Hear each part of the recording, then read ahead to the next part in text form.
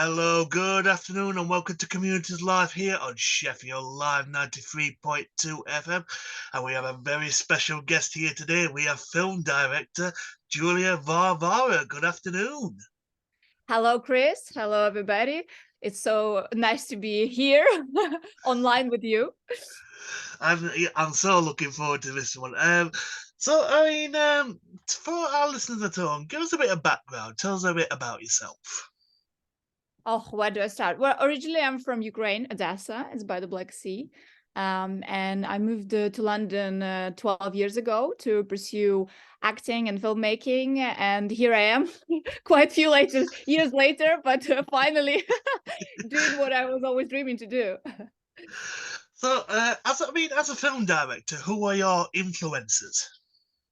Oh, well, I actually wanted to be a film director since I was 12. So I kind of have the vision in my own mind, but of course I would be lying if I was not inspired by other directors. I do love a lot Chris Nolan. I absolutely adore my favorite Spanish film director, Guillermo del Toro. I think for me, he's the best. Personally, because of the choices of the colors and the shots and the world he puts you in, is just aesthetically, I think he's for sure my number one. And if there was anybody that you could work with, new or old, who would it be and why? To work as a director. Or director, or Right. either directors or actors. Who would it be? Right. So as a director, my dream is to work with Denzel Washington because I love him and I think he's incredibly deep and talented actor. And from female, I think it would be probably Jennifer Lawrence because I adore her. I think whatever she does, she's pretty good at it. Of course, continue working with my partner, Adam Morse. And as an actress, well, actually, funnily enough, I brought up Adam Morse, who is in my film Supression, which one we'll be talking about. He is an actor and a director as well, and we have soon film shooting together, which he will be directing, and I will be playing female lead. It's a psychological horror, and I think at the moment this is whom I'm very excited to work with because he knows me so well and he knows my strong sides and how to get out of me the best performance. So yeah, Adam Morse. I've As got a to say, director. I've been reading the press release for this film, and Adam Morse is a blind actor. Is that right? Yeah. So I mean, the process must have been quite difficult. Is that right? Well, actually, it's maybe his process is a little bit different to others. Sure. Yeah. But he's got such a big talent, and Yeah. as actor, as a director, both. He's got great vision in his head when he directs, and I think he does a better job than many sighted, directors Sure. do. I love the words that he said. Definitely, differently abled and not disabled. I love those words. Yeah, You yeah. For know. him, it's very important, and for us, like we're pushing this narrative. Of course, if people would love to be called disabled, they're very welcome to be claiming themselves to be. But for us, it's very important not to put negative stigma, on anyone's Sure. because in my country, where originally I'm from, Ukraine, we say name the ship how you want it to sail. So if you call somebody disabled, that straight away puts like a negativity. You can't do it, differently abled, your process might be different, but you still can deliver as good result and even better sometimes. Exactly. And you know what? You know what? There's not. I mean, there's everybody does everything differently, and there's no such thing as perfect in my eyes. You know what I mean? And Imperfection is beautiful as well. yeah, yeah. So it's amazing what the human race can do. Really, I mean, For sure. suppression. That's what the film's called. Without giving too much away, can you tell us a little bit about the plot? So it's about a deranged killer who's been analyzed by this doctor. And at some point, the tables are turned, and the psychopath starts to analyze the doctor. And actually, he helps him. He forces him to explode and improve his life. So that's all I can say. It's very interesting, and it's also a film about mental health, and how important it is not to store negative emotions in yourself, and don't be alone in any situation, and speak out, talk to your close ones, and don't be alone in during hard times. And how long did the project And take also, to... Sorry, go on. oh, no. And also it teaches compassion, but I feel like I have to say this after people saw the films, because there is grief going on in the film, in the story, and not everybody react the same way when they lose someone. And you need to also be able to understand that, somebody are all big out and they're mourning and depressed and, loud. And some people just have it all inside themselves, but it doesn't mean that they not reliving the same drama. So if you look at them and they think like, oh, they don't care, it's not necessarily the case. It's just they react to it differently, and they show it in a different way. Sure. How long did the project take to come together? Was it quite quick? Did it come quite quickly, or did it take? Was it quite a long process? So the story started, Adam pulled out the script. I told him that I would like to cast him as a convict, and he will look great in orange.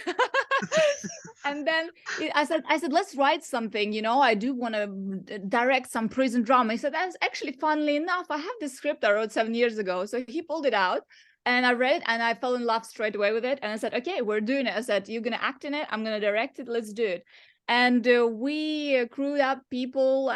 Most of the people, well, everybody actually worked for free. We just paid for expenses for some stuff. And we had like 38 people working on the film, which is incredible. And actual shooting took only 2 days. One day we shot the prison scenes, and another day we shot all the house location scenes. But the post-production took a bit longer, again, because people were working for free. So they had to find free time in between paid jobs to do their work. I have to say, I'm feeling so blessed, because we had fantastic composer Bill Prokopov, who just went inside my head. I told him what I want, and he understood me literally from the first conversation. Like, I didn't need to do lots of changes or redirecting. He just understood what I wanted and delivered perfect score, because music is very important in sound, for film. It's 50%, I would say, of success of the film is the sound. Yeah, I've got to ask you this, Julia. I mean, because there's a lot of people who probably who are listening to this right now. I want to say, I would love to be a film director. Yeah. I just don't know how to go about it. What advice would you give to those people right now? Right. Well, I think you have to try, because without trying, you don't know if you're good or not. My advice will be not necessarily go to a film school, because it's expensive and not everybody can afford it. And sometimes it could actually steal time of your life when you could be already working. Watch a lot of films, good films. Don't watch crappy films. Although sometimes it's useful to understand what not to do. you know watch films, network. So go to different events, go to the Cannes Film Festival. It actually seems like a dream for many people when they think of Cannes Film Festival, but actually any person can go there, and you can just go to hotel the Grand, and there will be a lot of people there, and you can just get yourself a drink and talk to people, network. The best thing is network, connect with people who wants to be in the industry or already are in industry. And it's important also, don't have too much of a big ego and say that you were too good to do like assisting job or something like that. I'd say any presence on set would be very helpful and just to get yourself around a job. And while you're doing the, carrying stuff around, you have your eyes to use and you look around and see how things works and you learn, by watching the real thing happening, not the theory in school. So I'm a little bit not pro school. I'm sorry. No, not at all. I've got to ask you this. I mean, we mentioned inspirations about who's your favorite film directors and actors and stuff. I mean, what is your favorite? I mean, what film inspired you as well? I mean, is there a certain film that inspired you, or is there a certain genre that kind of inspired you? I mean, this film is a psychological horror drama. And Yeah. I was wondering, is there any other genres that you're interested in working in? So I think for me, the most exciting to work as a director would be thriller, because I like to play with people's imagination and mind and confuse them and not be on a nose, because like comedy, okay, I'm going to be there laughing, horror, I'm going to be there scared.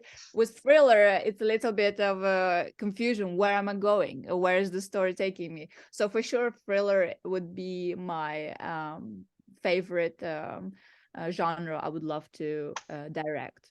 I guess horror as well, because there's a big audience for horror, and it's always fun as well. Well, I've got two more questions for you. So, I mean, for anybody who wants to see a copy of this film, Suppression, Yeah. how can people get a copy? Is it on streaming platforms? Is it cinema? Is it on DVD? Tell us how So people can get a copy. got it. I love it. So at the moment we're in the festival circuit. What it means that the film goes around the world and plays in different film festivals. And after that, we will definitely release it somewhere. Not sure yet where, but I hope this is not our last conversation, and I can update you as soon as I have the news. Well, I'm sure it would definitely not be our last conversation. I'll make sure of Love that. So, I mean, for my last question for you, is do you have social media? So, if people want to follow you on your filming directing duties, how can people follow you?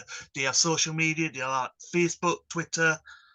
Yeah, so I use Instagram most of the time. I'm on Facebook as well, but I'm not gonna lie, if you text me there, I probably will not get back to you in 2 months, because that's how often I check it. But Okay. Instagram, I'm very active. My address is at Julia, and then underscore, and then Varvara. I'm there with a swimsuit on a black in the sea behind me.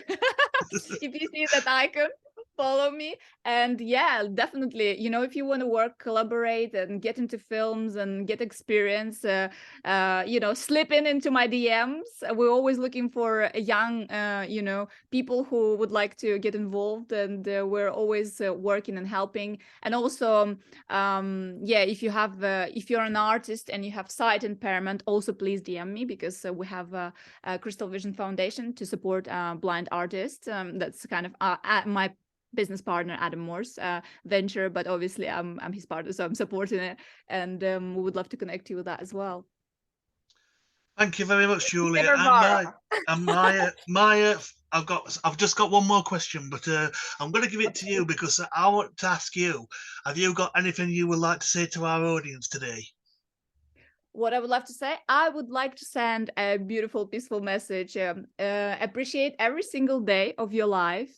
Live today. Don't leave things for tomorrow, which can be done today, because you never know what's going to happen. And try to be useful for other people. Don't be self-absorbed. Help other people, because the life is beautiful. When you don't live just for yourself, you live for others. Julia, thank you very much. It's been a pleasure. Enjoy. It's been a pleasure as well. Thank you so much, Chris, for having me.